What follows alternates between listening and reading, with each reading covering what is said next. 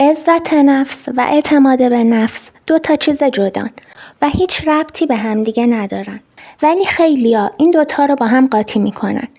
اعتماد به نفس ربط داره به توانمندی ها. عزت نفس یعنی حس ارزشمندی. فقط ربط داره به وجود خودت. اعتماد به نفس یعنی باور به این که میتونی یه کاری رو خوب انجام بدی یا نه. توانمندی ها یعنی چی؟ توی هر حوزه‌ای مثل شغلی که داری، هنری که بلدی، هر چقدر مهارتت بالاتر بره، اعتماد به نفست هم بالاتر میره. نمیشه همه توانمندی ها رو یاد گرفت. بر اساس اینکه چی دوست داری، چی برات سود داره، توانمندی ها رو بالا میبری. باید با آرامش توانمندی ها رو بالا ببری. مثلا زبان انگلیسیت خوب نیست. میگی اعتماد به نفست توی زبان انگلیسی پایینه. چون بلد نیستی. حس میکنی نمیتونی خوب انگلیسی صحبت کنی. یه تایمی زبان کار میکنی و میگی اعتماد به نفسم نسبت به 6 ماه پیش بالاتر رفته. الان زبانم بهتر شده. ولی اگر بگی حس میکنم بی‌ارزشم، به درد نخورم، ضایع شدم چون زبان بلد نیستم، این درست نیست. تو اعتماد به نفس و ربط دادی به عزت نفس. تو با ارزشی، چه زبان بلد باشی، چه زبان بلد نباشی. هر چقدر توانمندی ها بالاتر بره، اعتماد به نفسم بالاتر میره. ولی عزت نفس یعنی حس ارزشمندی. همین که وجود داری ارزشمندی. اگر حس بی‌ارزشی داری، من توی یه ویدیو راجع به عزت نفس صحبت کردم. اون ویدیو رو ببینی عزت نفست بالا میره. چجوری اعتماد به نفستو بالا ببری؟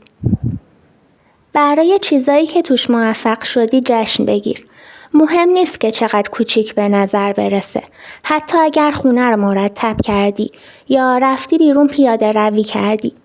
یه دفتر بردار و هر وقت توی یه کاری موفق شدی بنویس. هر وقت که احساس بدی پیدا کردی یا به خودت شک کردی، برو دفترتو بردار. به خودت یادآوری کن که کجاها موفق شدی. وقتی کاراتو انجام بدی، اعتماد به نفست بالاتر میره. به چیزایی که در مورد خودت دوست داری فکر کن. مثلا قشنگ نقاشی میکنی یا مهارت‌هایی که یاد گرفتی. برای خودت یه هدف کوچیک تعیین کن. براش تلاش کن. وقتی بهش برسی، اعتماد به نفست بالا میره. یه مهارت جدید یاد بگیر. به چی علاقه داری؟ مثلا همیشه دوست داشتی پیانو بزنی. از خودت مراقبت کن. اگر خیلی کم یا خیلی زیاد بخوابی، روی احساساتت تاثیر منفی میذاره. به اندازه کافی بخواب. یه رژیم غذایی سالم داشته باش. منظم غذا بخور.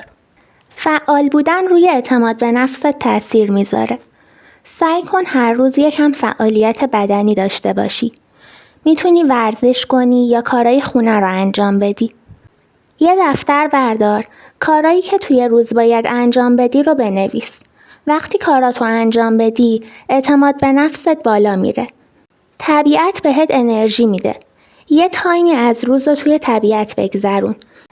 میتونی پیاده روی کنی، مدیتیشن کنی، با خودت خوراکی ببری توی پارک بشینی. به ویدیوهایی که توی فضای مجازی میبینی اعتماد نکن. چون همیشه کامل نیست. مثلا میبینی که یکی نقاشی میکشه و خیلی حرفه‌ای این کار رو انجام میده. بعد با خودت مقایسه میکنی، اعتماد به نفست میاد پایین. اون قبلش کلی تمرین کرده و بعد ویدیو گذاشته. ولی تو با خودت مقایسه میکنی که تمرین نکردی. یا شاید اون استاد بهتری داشته. یه تکنیکی بهش یاد دادن که تو بلد نیستی.